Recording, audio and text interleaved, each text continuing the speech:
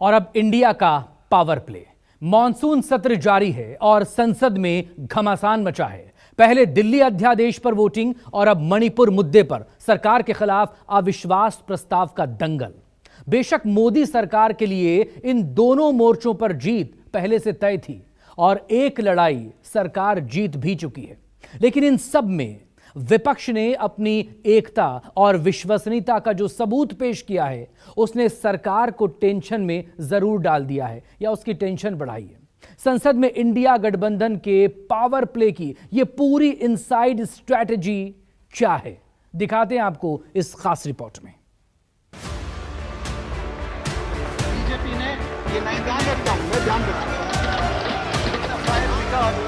Very fire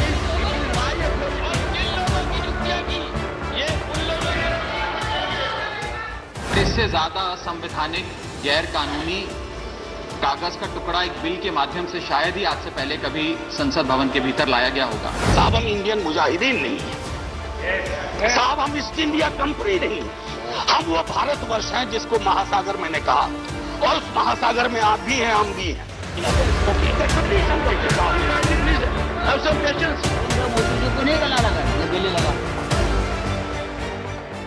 उम्मीद छोड़ चुके हैं कि ये दिल्ली में कभी वापस सरकार बना पाएंगे, इसलिए दिल्ली पर हुकूमत करना चाहते हैं जिस तरीके से भी हो। मैं इतना ही कहूंगा, जो इस बिल के समर्थन में वोट करेंगे वो भारत माता के साथ बेईमानी करेंगे। संसद में मजबूत हुआ विपक्ष, चुनाव में क्या करेगा सत्ता पक्ष।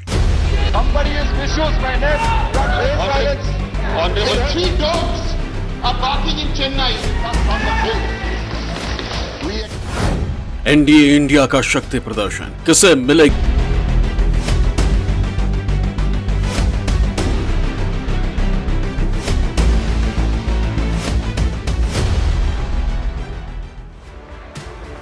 सात अगस्त को संसद में मुद्दा दिल्ली को लेकर था। लोकसभा और राज्यसभा में सरकार की जीत भी तय थी। दिल्ली में पारित अध्यादेश को कानून बनाने के लिए वोटिंग भी हुई और संसद में हुई वोटिंग में उम्मीद के मुताबिक सरकार को जीत भी हासिल हुई। Ayes 131, noes 102। लेकिन संसद में 131 के मुकाबले विपक्ष के 102 वोट ने देश में शुरू हुई विपक्षी एकता की नई ताकत का एहसास सरकार को जरूर करा दिया। सदन में राहुल गांधी की वापसी के बाद कांग्रेस के साथ साथ विपक्षी दलों का जोश हाई है और विपक्ष का ये हाई जोश आने वाले चुनाव में सत्ता पक्ष के लिए बड़ी चुनौती भी साबित हो सकता है। दिल्ली अध्यादेश मुद्दे पर जिस तरह आम आदमी पार्टी को दूसरे विपक्षी दलों का साथ मिला है, उसने कहीं न कहीं ये साबित किया है कि मोदी सरकार के सामने विपक्ष ने खुद को दीवार की तरह पेश करना शुरू कर दिया है और लोकतंत्र के महासंग्राम में ये विपक्षी दीवार सत्ता पक्ष को बड़ी टक्कर देने के लिए तैयार है। सोमवार को संसद में हुई वोटिंग में विपक्षी गठबंधन इंडिया भले ही बिल को रोक पाने में कामयाब न हो सका हो, लेकिन संसद के पटल पर अपनी पहली परीक्षा में इंडिया अलायंस एकजुट रहा। इतना ही नहीं, विपक्ष की ये एकता खासकर लोकसभा में दिखाई दी, जहां आम आदमी पार्टी के पास महज एक सांसद है।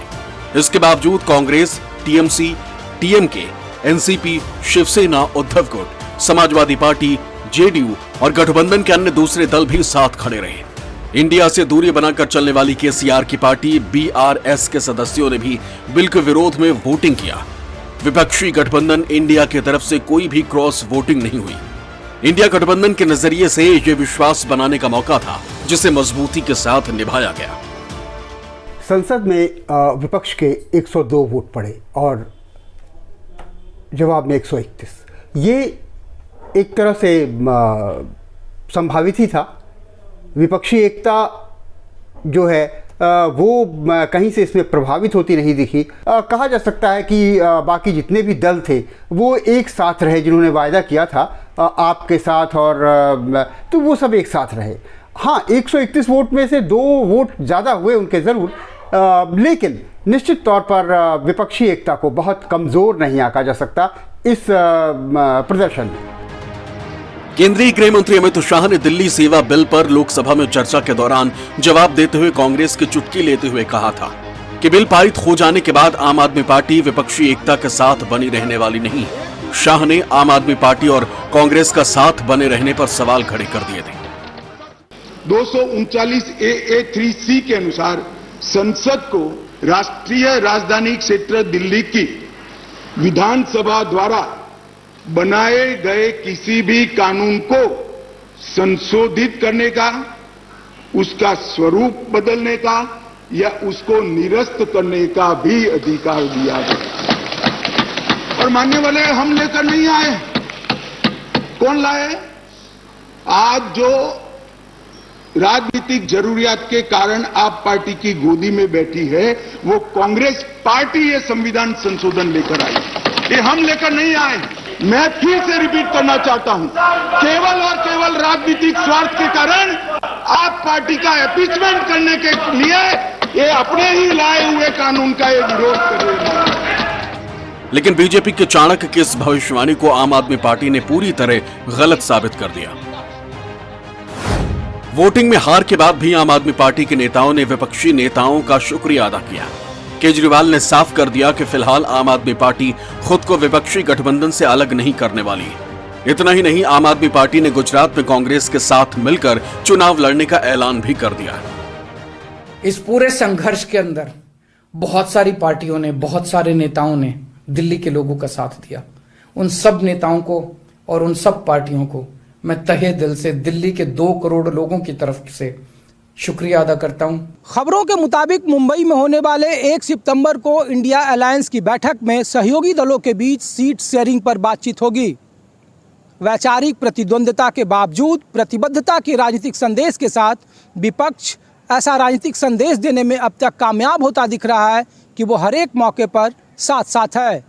मामला चाहे संसद में दिल्ली सेवा बिल पर केजरीवाल के साथ एकजुटता का हो या संसद सदस्यता बहाल होने पर राहुल गांधी का गर्मजोशी से स्वागत का हो, विपक्ष अब तक ये राजनीतिक संदेश देने में कामयाब होता दिख रहा है कि निशाने पर बीजेपी को रखते हुए वो आने वाले 2024 में इंडिया के मुकाबले एक मजबूत विकल्प के तौर पर सामने आएगा। जानकारी के मुताबिक इंडिया गठबंधन का टारगेट सबसे पहले उन राज्यों में सीटवार चर्चा करने की है जहां इंडिया में शामिल दल पहले से गठबंधन में है।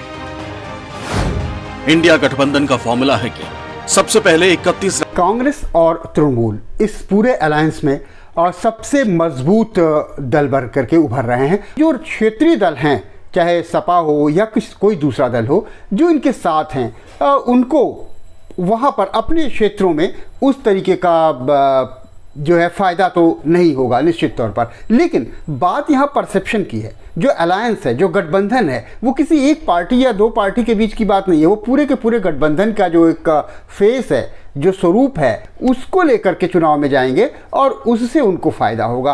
किसी एक पार्टी या एक जगह से लड़ते, एक पार्टी अपने उससे लड़ती, तो शायद उनको वो लाभ नहीं होता। कहते हैं दिल्ली का रास्ता यूपी से होकर जाता है और उत्तर प्रदेश से सबसे ज्यादा 80 सांसद चुनकर लोकसभा पहुंचते हैं। अब जब 2024 के लिए सियासी बिसात बिछाई जा रही है, तब बीएसपी सुप्रीमो मायावती ने ऐलान कर दिया है कि उनकी पार्टी अकेले चुनाव लड़ेगी, जबकि बीजेपी ने ओम प्रकाश राजभर को साथ कर लिया है। 80 सीटों पर इंडिया गठबंधन को एसपी, आरएलडी और कांग्रेस के 20 सीट का बंटवारा करना और वोट शेयर हासिल करना बड़ी चुनौती होगी। ऐसे में अगर आने वाले विधानसभा चुनाव में कांग्रेस एमपी, छत्तीसगढ़, राजस्थान और तेलंगाना जैसे राज्यों में अच्छा प्रदर्शन करती है तो गठबंधन पर इसका बहुत बड़ा दबाव बनना तय है। मणिपुर हिंसा मामले पर विपक्षी दलों ने मोदी सरकार के खिलाफ संसद में अविश्वास प्रस्ताव लेकर आए, जिस पर मंगलवार को चर्चा हुई और उसके बाद वोटिंग से फैसला होगा। लोकसभा के नंबर गेम में विपक्ष पीछे है, जबकि मोदी सरकार के पक्ष में। लेकिन राज्यसभा में 6 ऐसे दल हैं जो किसी साइड नहीं। यह महत्वपूर्ण यह है कि राज्यसभा में असल ताकत विपक्ष के पास है। अगर सभी विपक्षी एकजुट हो जाएं, सभी 6 तटस्थ दल इंडिया गठबंधन के साथ आ जाएं, तो फिर सरकार के लिए मुश्किल खड़ी हो सकती है, क्योंकि ऐसे में तब विपक्ष के पास 127 सीटों का संख्या बल बन जाएगा।